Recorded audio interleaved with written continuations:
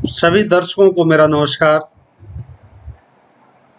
भारत की राजनीति कैसे करें, कैसे होती है, राजनेता कैसे बनते हैं और राजनीति के हर छोटे से छोटे पहलू से लेकर देश की राजनीति में केंद्रीय संसद में सांसद बनने से लेकर कैबिनेट मंत्री बनने से लेकर प्रधानमंत्री बनने तक की बहुत सारे मुद्दों पर अलग अलग चैनल के विभिन्न विभिन्न वीडियोस के माध्यम से हम बात करेंगे।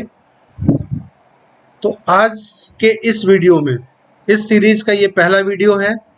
इस वीडियो में हम आपको बताएंगे कि राजनीति की शुरुआत कैसे करें।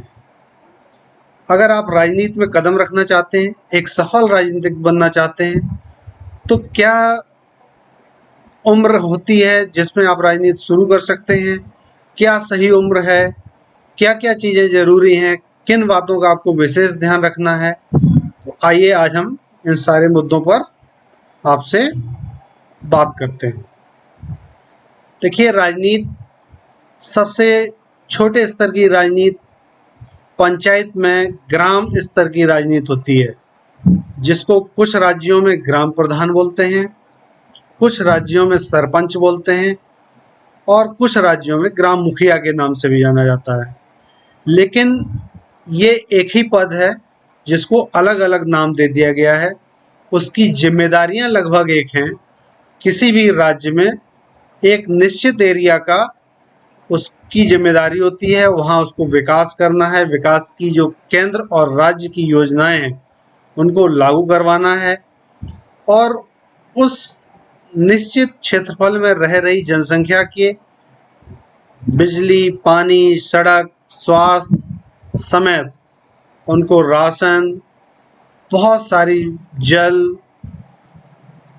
नाली, खड़ंजा, इस तरह की सारी सुविधाओं का ध्यान रखना।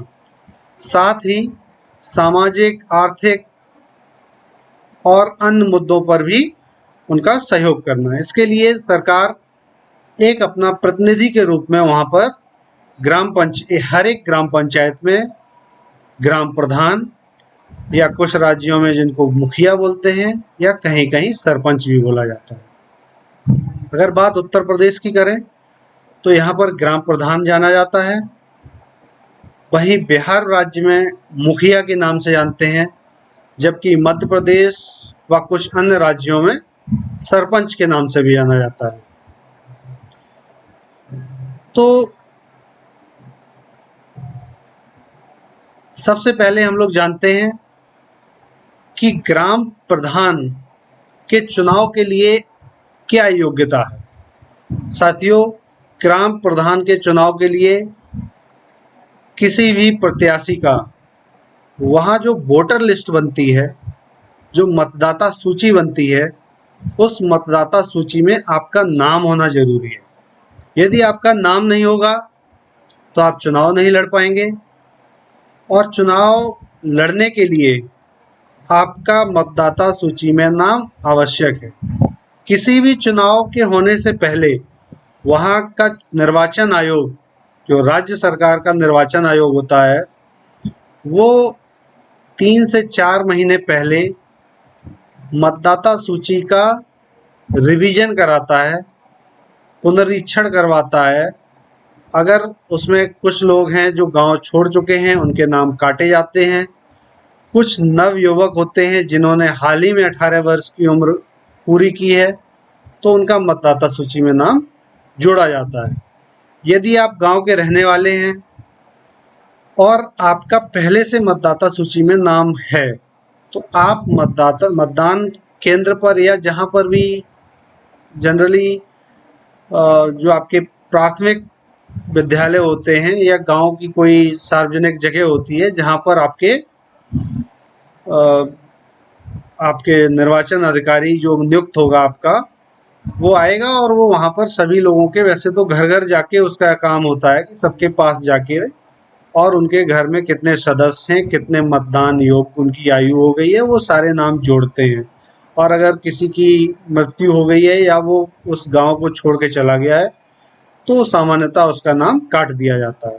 तो सबसे पहले यदि आप राजनीति में प्रवेश करना चाहते हैं, आप राजनीति की शुरुआत करना चाहते हैं, तो सबसे प्रमुख काम ये है आपका कि आप जाकर मतदाता सूची में आपका नाम है या नहीं। इसके लिए आपका जो बूथ लेवल ऑफिसर होगा, बीएलओ बोलते हैं जिसको, वो चुनाव आयोग के माध्यम से, जिले में सबसे बड़ा जिला निर्वाचन अधिकारी जिलाधिकारी होता है, वो वहाँ पर सामान्यतः प्राथमिक विद्यालय या जूनियर विद्यालयों के अध्यापकों को या फिर अन्य सरकारी कर्मचारियों को बीएलओ के तौर पर नियुक्ति करते हैं।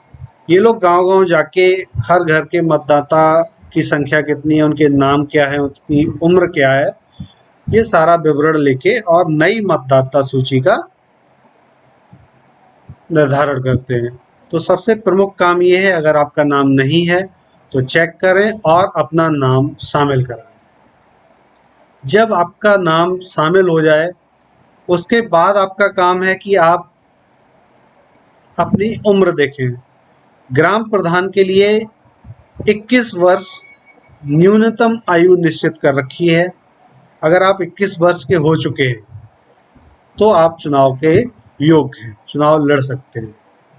उसमें आपके लिए प्रस्तावक की भी ज़रूरत रहती है। तो अपने गांव के रहने वाले, मीन्स आपके जो ग्राम पंचायत है उसके किन्हीं 2 मतदाताओं के नाम जो मतदाता सूची में हैं, वो लोग आपके लिए प्रस्तावक के तौर पर आपके साथ होंगे। और उसके लिए फिर और तैयारी करने के लिए आपको लगातार 1 साल 2 साल आपको लोगों के बीच में रहना पड़ेगा। उनके हर सुख दुख जरूरी कामों में उनको सहयोग करना पड़ेगा और उनके बीच में आपको विश्वास पैदा करना पड़ेगा कि आप उनके लिए सबसे सुयोग्य उम्मीदवार हैं। यदि आपको वो लोग चुने तो आप किस तरह उनके जीवन को बेहतर बनाने में सहयोग करेंगे।